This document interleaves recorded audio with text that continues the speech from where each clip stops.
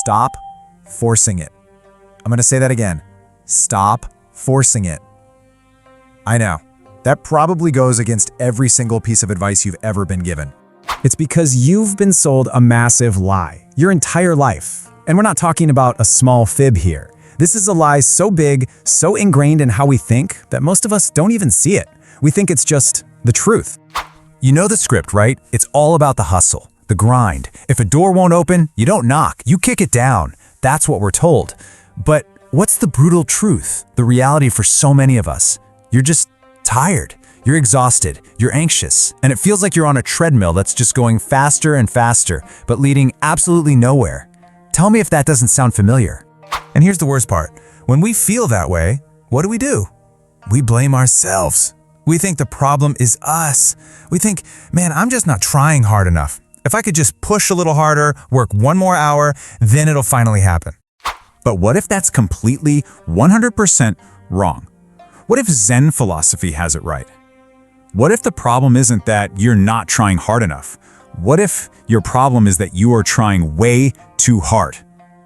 That one little switch in thinking, honestly, it could change everything for you.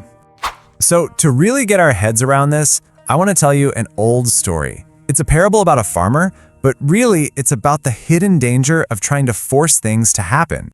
So there was this farmer, and he was ambitious, hardworking, and super impatient. Sound like anyone you know? He planted his crops, he had big dreams for the harvest, but he just couldn't stand the waiting. He wanted results, and he wanted them now.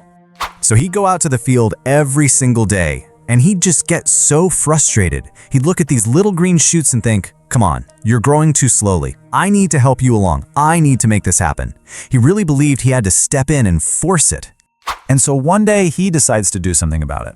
He goes out to his field, and for the entire day, he goes to every single plant, takes the tiny, delicate shoots between his fingers, and gently pulls each one up a little bit, just to make them seem taller. I mean, imagine the effort. He was literally trying to force growth with his own 2 hands. He gets home that night, completely wiped out, and tells his wife, I am so tired, but I did it. I worked so hard today, but I finally helped the crops grow. He was proud of his exhaustion. He thought the effort proved he'd succeeded. But when the sun came up the next morning, every single plant in the field was dead. By pulling on them, by trying to force them to grow, he had ripped them from their roots. His help had killed them. Okay, so obviously this story isn't really just about farming, right? It's a perfect metaphor for this incredible concept called Wu Wei. It's the art of non-doing. And here's the part where it gets personal. You are that farmer. I am that farmer. We are all that farmer in some part of our lives. We're out there pulling on our own crops, trying to force things to grow. So what is this Wu Wei? Well, it's a concept from Eastern philosophy that literally means non-doing, or maybe better yet, effortless action. Now, this isn't about being lazy or giving up. It's the exact opposite. It's the art of letting things take their natural course, of working with the current, not fighting against it. There's this amazing Zen saying that just nails it. Sitting quietly, doing nothing, spring comes and the grass grows by itself. Think about that. The grass doesn't need us to pull on it, it just grows. Spring just comes.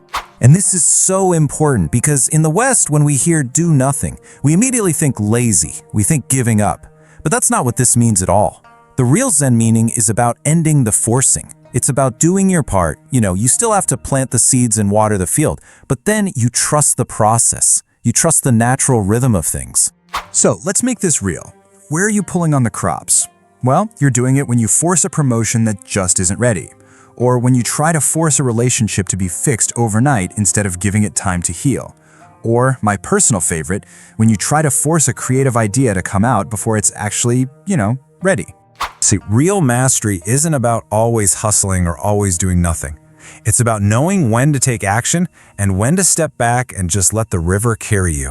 It's about knowing when to row like crazy and when to just put the oars in the boat and trust the current. Okay, so how do we actually do this? How do we let the spring come in our own lives, like right now? It actually comes down to this one simple but incredibly powerful idea. Sometimes the most powerful action you can possibly take is to just pause. Seriously, maybe you don't need another to-do list or a new productivity hack.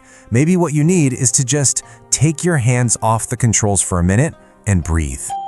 So I want to leave you with a question to sit with. Just think about it. What is the one thing in your life right now that you are desperately trying to force, that you're pulling on with all your might? And then ask yourself, what might happen if you just stopped? What could happen if you simply let the spring come?